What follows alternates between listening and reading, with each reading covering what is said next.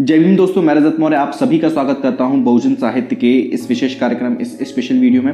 आज के इस वीडियो में हम लोग समझने की कोशिश करेंगे कि बहुजन समाज पार्टी ने ऐसी क्या गलतियां की हैं पिछले कुछ सालों या फिर पिछले एक दशक में, जिसकी वजह से उसकी हालत इतनी बुरी हो गई है कि एक सीट उसे 2022 के यूपी इलेक्शन में मिली है, जिससे कि सभी लोग हताश हैं। जो लोग मायावती जी को पसंद करते हैं वो भी, और जो नहीं पसंद करते हैं वो भी, क्योंकि जो नहीं पसंद करते हैं उनको भी इतने खराब प्रदर्शन की उम्मीद नहीं थी। सबका ये कहना था कि हाँ, खराब प्रदर्शन तो करेगी बहुजन समाज पार्टी, लेकिन इतना खराब करेगी इसकी उम्मीद किसी को नहीं थी। इस वीडियो में मैं 6 बहुत ही इंपॉर्टेंट, बहुत ही आधारभूत जो मूलभूत कारण है वो आप लोगों के सामने अपने आकलन के हिसाब से रखने की कोशिश करूंगा, जो कि मैंने थोड़ा बहुत जो मैं पढ़ता हूं उसके हिसाब से जो मेरी समझ बनी है, जो राजनीति को मैं फॉलो करता हूं उसके हिसाब से जो मेरी समझ बनी है, समाज को जो मैं फॉलो करता हूं उसके हिसाब से जो मेरी समझ बनी है। अगर आप लोग चाहते हैं बहुजन साहित्य लगातार इसी तरीके से काम करता रहे, तो आप सभी से मेरा निवेदन है कि बहुजन साहित्य की आर्थिक मदद करें। आर्थिक मदद करने के लिए लिंक आपको नीचे डिस्क्रिप्शन बॉक्स में मिल जाएगा, वहां से जाकर आप उस लिंक पर जाकर हमें आर्थिक भुगतान कर सकते हैं। 2 मीडियम है, दोनों मीडियम के माध्यम से आप कर सकते हैं। शुरू करने से पहले आप सभी से निवेदन है कि वीडियो को पूरा देखिएगा, स्किप नहीं कीजिएगा, और जो पुराने वीडियोज हैं वो भी जाकर देखिए। जरूरी और इंपॉर्टेंट कंटेंट है, ऐसा कंटेंट आपको पूरे यूट्यूब पर कहीं नहीं मिलेगा।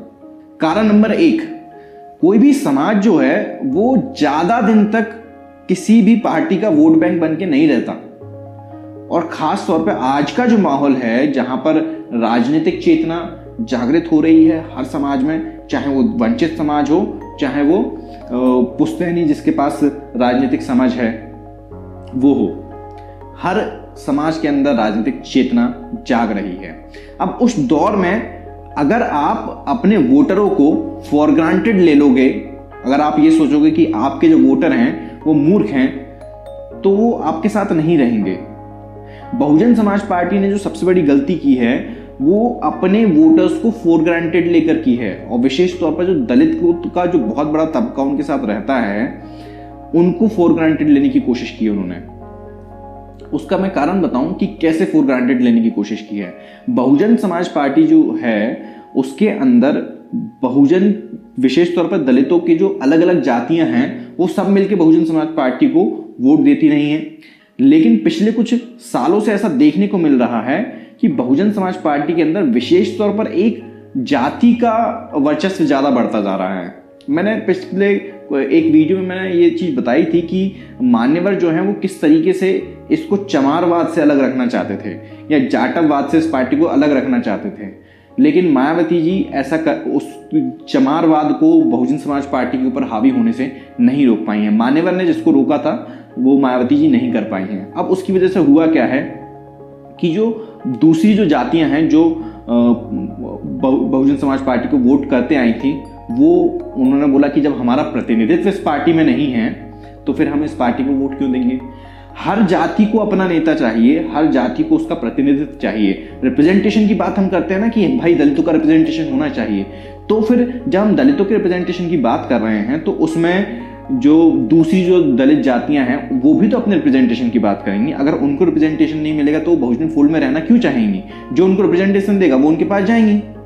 तो इस तरीके से मायावती जी ने ये एक बहुत बड़ी गलती की, उनके जो वोटर्स हैं उनको नजरअंदाज किया और फॉर ग्रांटेड ले लिया। उन्होंने सोचा कि ये तो करते ही रहेंगे, ये तो हमारे साथ हैं, ये कहाँ जाएंगे, तो उन्होंने बता दिया कि वो कहाँ कहाँ जा सकते हैं। कारण नंबर 2, विचारधारा जो होती है, अगर आप उस विचारधारा से हट जाएंगे। बहुजन समाज पार्टी का जो निर्माण है वो बहुजनों की राजनीति करने के लिए हुआ था, ना कि सर्वजन की राजनीति करने के लिए। लेकिन मायावती जी ने क्या किया, उसको बहुजनों की जगह सर्वजन की पार्टी बनाने की कोशिश की, या खुद को बतौर सर्वजन की नेता स्थापित करने की कोशिश की। भाई जो स्वर्ण समाज है या जो दमन करने वाली जो ताकतें हैं उनके नेतृत्व करता हैं, उनके पास उनके नेता हैं। आपको उनके नेता बनने की जरूरत क्या है? आप क्यों चाहती हैं कि वो आपको अपना नेता माने? आपको जिन्होंने नेता बनाया आप उनके हितों की बात कीजिए, उनके साथ खड़े रहिए। आपको सम्मेलन करना है तो जाटों का कीजिए, आपको सम्मेलन करना है तो कोरियों का कीजिए, आपको सम्मेलन करना है तो वाल्मीकियों का कीजिए। आपको सम्मेलन करना है तो मुसहर जो जाति है उसका कीजिए, धोबी का कीजिए, कुमार का कीजिए, कोरी का कीजिए, यादवों का कीजिए, क्यों नहीं कर रहे हैं? आपको ब्राह्मण सम्मेलन ही क्यों करना है? आप जो बहुजन समाज पार्टी का जो मूल जो उसका प्रिंसिपल है वह बहुजनों की राजनीति करने का, सर्वजन की राजनीति करने के लिए इस पार्टी का निर्माण नहीं किया गया था। सर्वजन की राजनीति करने के लिए कांग्रेस है, भाजपा है, अभी नई पार्टी आ गई, आम आदमी पार्टी है, बहुत सारी पार्टियां उनकी, लेकिन बहुजनों की राजनीति करने वाला तो कोई नहीं है ना। इसीलिए मान्यवर ने ये इस पार्टी का गठन किया था। कारण नंबर तीसरा, हमेशा जो भी एक पार्टी होती है वो अपने साथ जो उनका करंट जो लीडर होता है, जो नेता होता है, उसको तो साथ में रखती है, लेकिन एक साथ में नया नेता भी तैयार करती है। लेकिन बहुजन समाज पार्टी ने ऐसा कुछ भी नहीं किया।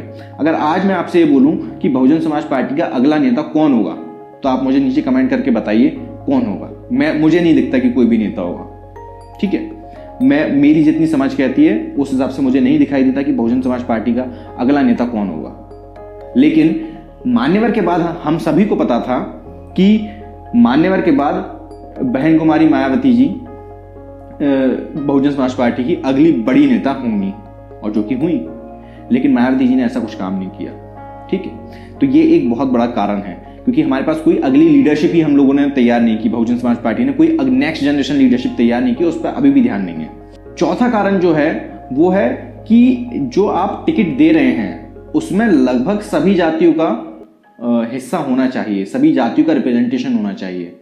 अगर उसमें सिर्फ एक जाति का वर्चस्व दिखाई देगा तो इससे बात नहीं बनेगी।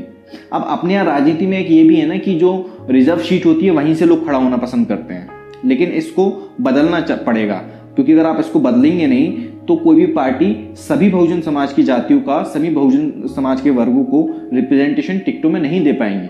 हमें नए नए एक्सपेरिमेंट करने चाहिए, लेकिन मायावती जी ने कोई भी नया एक्सपेरिमेंट नहीं किया है। वो सोचती हैं कि पुराने ही एक्सपेरिमेंट से सारी चीजें हो जाएंगी तो बात बन जाएगी, लेकिन ऐसा है नहीं।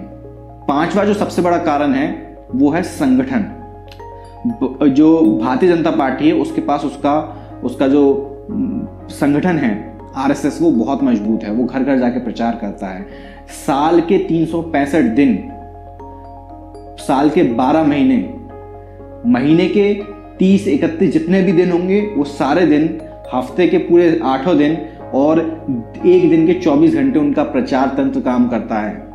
संगठन की ये ताकत होती है। लेकिन मान्यवर साहब के जाने के बाद आप देखेंगे कि मायावती जी ने बामसेफ से भी किनारा कर लिया।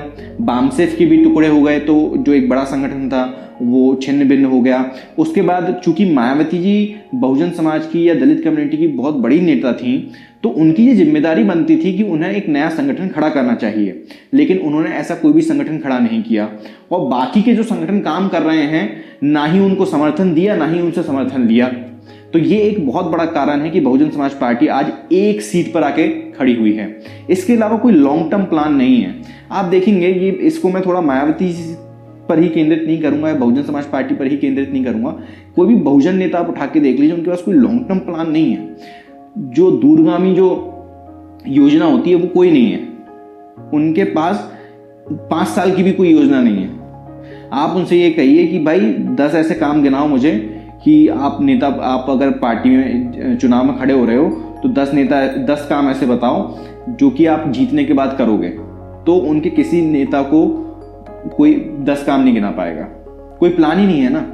जब प्लान होगा तो फिर दम आती है। जब आप समाज को समझोगे तो फिर प्लान बनाओगे तो फिर दम आएगी। आपके पास प्लान ही नहीं है तो क्या लेके जाओगे आप? कोई मैनिफेस्टो अगर देखा जाए तो कुछ मैनिफेस्टो को इतना देखते नहीं है। आप देखिए कि बीजेपी जो है या कांग्रेस जो है, उनके मैनिफेस्टो वो लोग रिलीज करते हैं हर चुनाव में, लेकिन बहुजन समाज पार्टी या फिर बहुजन नेता जो हैं वो अपने मैनिफेस्टो में बहुत ज़्यादा चीज़ें इंक्लूड नहीं करते, या फिर अपने मैनिफेस्टो को ही बहुत ज़्यादा तवज्जो नहीं देते। वो तो ये कहते हैं कि नहीं, हमें तो सत्ता में भेज दीजिए, फिर सत्ता में जाके हम काम करेंगे। सत्ता में जाके काम क्या करोगे भाई, ये तो बता दो। सत्ता में तो चले जाओगे, लेकिन जाके काम क्या करोगे तो ये किसी को नहीं पता। ये कुछ आधारभूत जो मूल कारण है मेरी समझ में, छोटी सी समझ है मेरी, मतलब हाथ पे मत जाइएगा, छोटी सी समझ है, उसके हिसाब से मैंने समझने की कोशिश की, आकलन किया कि क्या कारण रहे हैं। आखिरी में जाते जाते मैं एक लाइन आपको बता दूं कि इनहेलेशन ऑफ कास्ट में बाबा साहब लिखते हैं कि जो समाज सुधार है वो राजनीतिक सुधार या राजनीतिक ताकत को हथियाने से ज्यादा जरूरी है। जब समाज जागृत होता है तो राजनीतिक शक्ति, राजनीतिक सत्ता अपने आप चलकर आती है। अगर समाज जागृत नहीं है तो राजनीतिक सत्ता हासिल नहीं की जा सकती। पिछले कई दशकों में मान्यवर के जाने के बाद आप देखिए कि समाज को जगाने की कोशिश किस बहुजन नेता ने की है। कोई भी विरला ही होगा जिसका आप नाम ले सकते हो, बाकी मुझे तो कोई नहीं दिखाई देता। इक्का दुक्का कोई नेता है, उनका मैं नाम नहीं लूंगा। आप लोग नीचे कमेंट बॉक्स में कमेंट करके बताइएगा। वीडियो कैसा लगा नीचे कमेंट बॉक्स में कमेंट करके जरूर बताइएगा। मैं रह जाता हूँ और मिलता हूँ आपसे अगले वीडियो में फिर किसी किताब के साथ, किसी चर्चा के साथ। तब तक अपना और अपनों का ध्यान रखें, पढ़ने की आदत को विकसित करें, क्योंकि पढ़ेगा इंडिया तभी तो बढ़ेगा इंडिया। जय भीम, जय भारत, जय संविधान, जय जोहार।